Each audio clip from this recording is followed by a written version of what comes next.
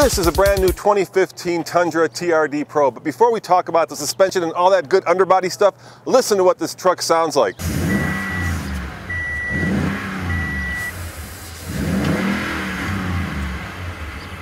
And that is coming up next on the Fast Lane Truck.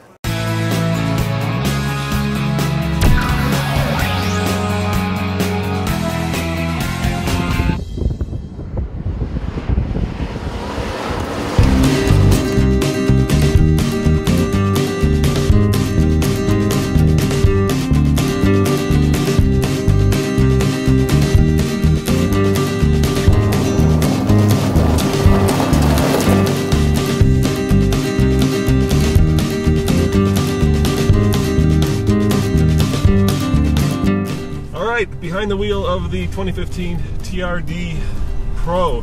And I guess the question you might be asking is, how does this compare to the Raptor? And since we have a long-term Raptor, I've got a little bit of experience now with both trucks.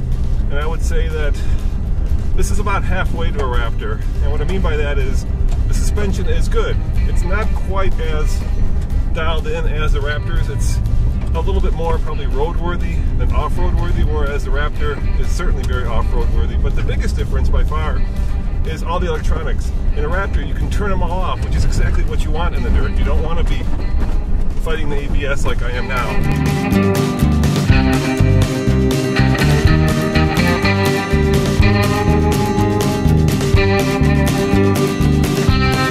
These shocks are new. It's a new technology from Bilstein. We worked with them.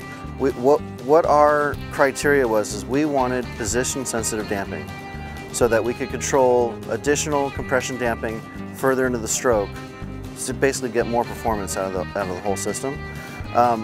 So with working with Bilstein, they came up with a brand new design.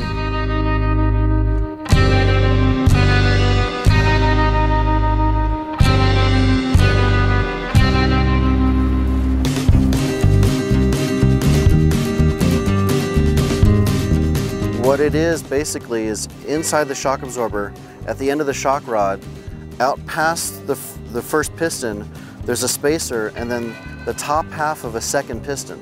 But I have to say I'm impressed by how quiet and non-squeaky this truck is. I've got the world's best navigator as my partner. There's a little bit of pressure here. It does really well, you know. I feel like it belongs out here. And at the end of the day, let's face it, most people aren't going to race these things. They're going to use them as family haulers, as boat towers, and then every so often you'll take them on a dirt road, and maybe if you're really into it, you'll flog them out here on the...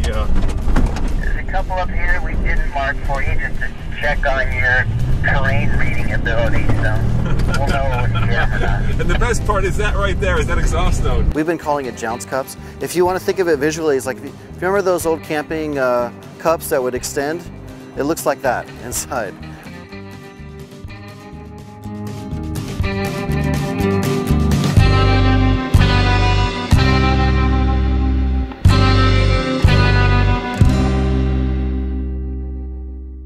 So what happens is the piston engages the next cylinder.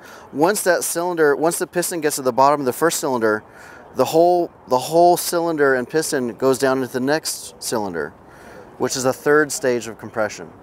So basically what's happening is as you go into full jounce and you go to bottom out, I can ramp up the damping and then smooth out that whole transition.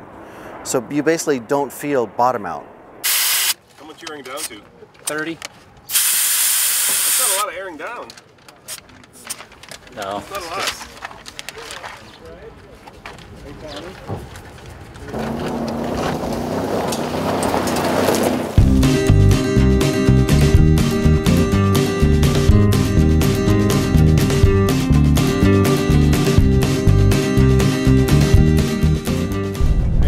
Response is actually excellent. I think this engine is well suited for this truck, even though it is a little bit thirsty, and I can't imagine how much thirstier it is in the TRD Pro version, since it's taller and probably much less aerodynamic. Here's an obstacle.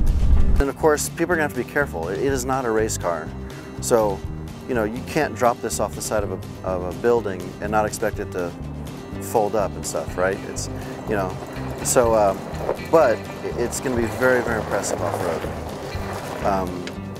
And obviously it's a big giant truck, so probably more for open area, desert type, or open roads, farm roads.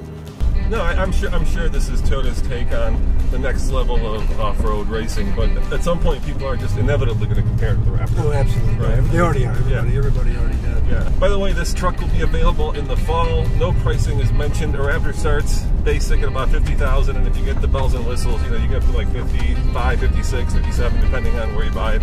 So if they can come in below 50,000, I think they'll have a good truck to compete in the desert off-road running segment.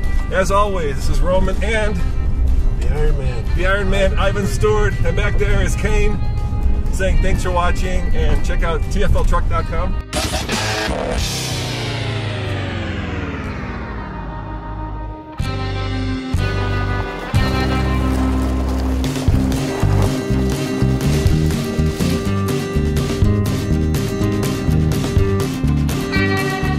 Who's probably best known as Iron Man. Yeah. And where did you earn that reputation? Was that the 98 Baja? No, did that you was, win, or was that before then? No, way before that. A Valvoline Oil Company put up an award called the Valvoline Iron Man. Yep. To anybody that could race the whole Baja 1000 or Baja 500 solo and win. And I was the first to do it, and the second, the third to do it, and then they were calling me the Iron Man after that. And from then on, I just drove solo.